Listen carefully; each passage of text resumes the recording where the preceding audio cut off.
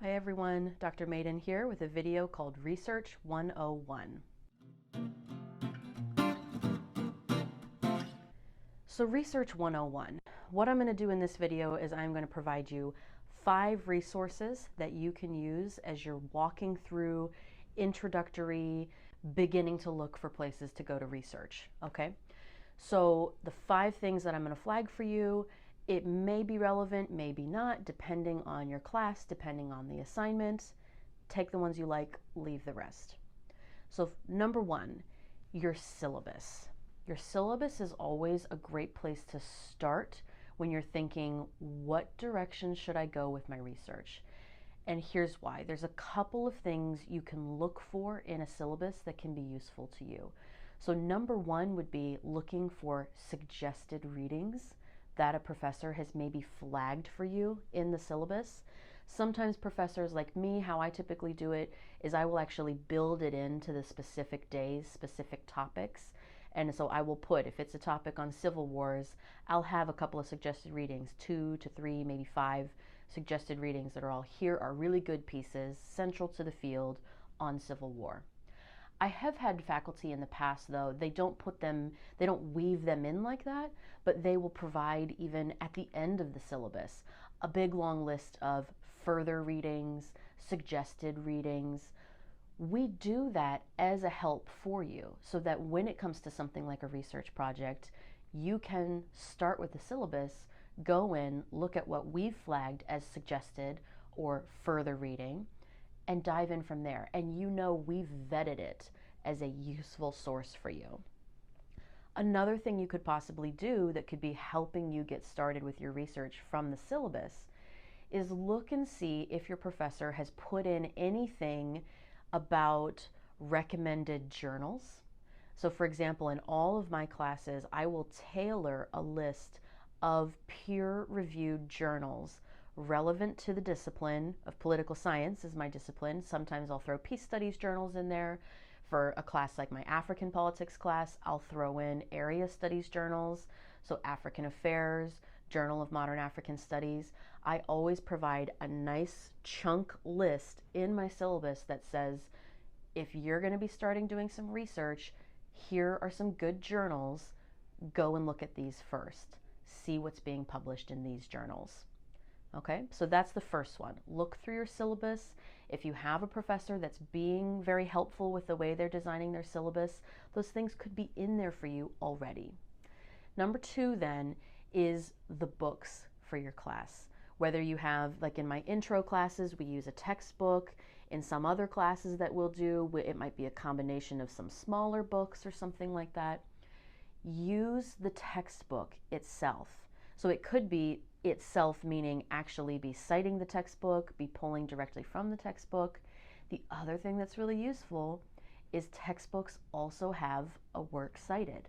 They'll have a works cited, they'll have a bibliography. You can skim that and look for relevant material. And again, you know it's been vetted by a professor that this is worthwhile material to take a look at and for you to also cite in your research. Okay, so there's 2 places without having to move very far at all. Look at your syllabus, look at your textbook. And I should say too, something that's useful with the syllabus, keep those, especially if it's a good syllabus that it gives you lots of suggested readings, it gives you lists of journal articles. Keep those for future assignments. And you might be surprised, especially if you start that practice early, you might be surprised how often you can actually return to it and use it, especially if they do provide really nice suggested reading lists. You can use it for other classes. So if you keep nothing else from your class, you throw away the binder or whatever, pull that syllabus out and put it in a file on your computer, put it in a file at home, keep it for a while, and see if you can use it again. The third source then for Research 101, where to get started, is the library. So for my students, obviously, we're talking the UNF library database. Go to the home page. I'm going to be popping up an image right now that is a screenshot for our home page. This is what it looks like. And this is where you'll go. You can do keyword searches for what you're looking for. A project I have going right now, we're just going to put in the word piracy. Okay? Piracy, we'll do a search. That's just one keyword. and it will pull you into all these different articles. And from there, it's really important, it's worthwhile, I think, to adjust your search parameters. So if you know that you need something that's peer reviewed, like an article, you can click article.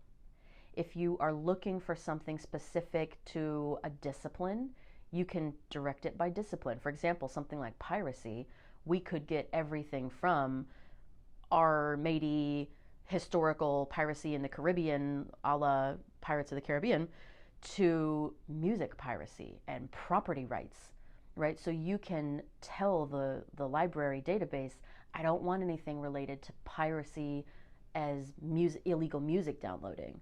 I want it related to modern piracy. You can adjust all those search parameters. Okay, so the library database is a really helpful source. I always try and encourage students to use this over, say, something like Google Scholar, especially if you are a registered student, because it's free access. So just log into the library database, and then you can download all the PDFs. Everything is simplified to such a great degree if you go through the library as opposed to going through Google Scholar. Because the first thing that's going to happen when you go through Google Scholar is you'll find an article you like, you'll want to be trying to pull it up, and it'll say, pay for access, or use your login to access, because all of these journals are protected. You got to pay to have access. The library does pay to have access. So you're just making work for yourself a little bit if you're using Google Scholar and then having to go search for it in the library database.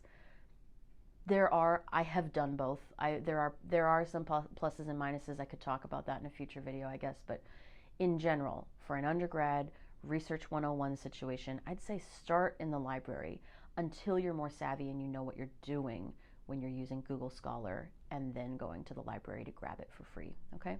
So start with the library. That's number 3. Number 4, this is a really cool website. I actually found out about it rather recently. It's called Our World in Data. I'm popping up a screenshot right now of it for you. This is the home page, and this is where you want to go on this, to this article tab, and we can pull down here this article tab, and you can look and see they have so much variety. This is not just for a political science class. You could be using this. It could be relevant to really anything. Look, there's all kinds of stuff about public health, energy, definitely political science topics here as well. What's great about this is, again, this is material that has already been vetted, data that has already been gathered and analyzed and provided for you.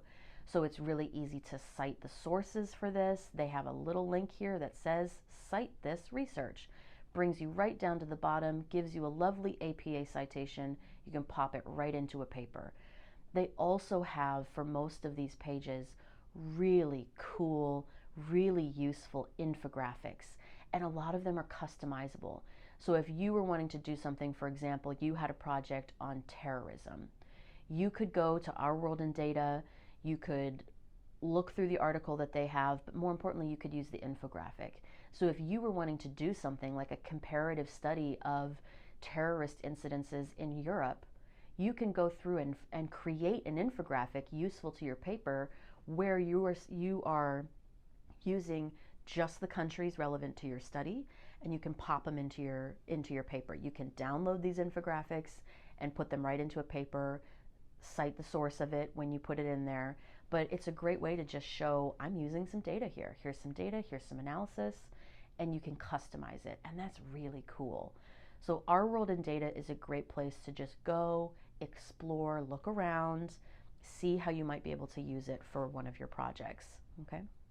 The last one then, number 5, I'm just throwing it out there for a Research 101, Google/Wikipedia. It is fine for you to use these engines. You'll hear a lot of professors kind of treat Wikipedia like it's this boogeyman, right? And so the point that I want to say here is you start with Wikipedia, you don't end there, okay? So I do this all the time too. I'm on Wikipedia all the time, whether it's for my personal life looking stuff up or it's for my professional life. That's fine. Start with Wikipedia. It'll get the ball rolling. Often in Wikipedia, they're being better about this, especially with academic topics. they will cite appropriate sources within the body of Wikipedia. So you can absolutely start there. You can start with just a good old Google search. You can start with a Wikipedia search. My thing with Wikipedia, though, is just to say you start there, you don't end there. You end with the real sources. Wikipedia is not the source. Wikipedia is a data repository site of all these sources of information. So you follow from Wikipedia the trail outward to original sources. Okay? So those are the 5. Check out your syllabus. Check out any of the books that you have for your class. Look within the book. Look at the back of the book at the works cited. Library website is your best friend. Free access. As long as you're a student, just log in. You don't have to be on campus and use this resource. Very useful.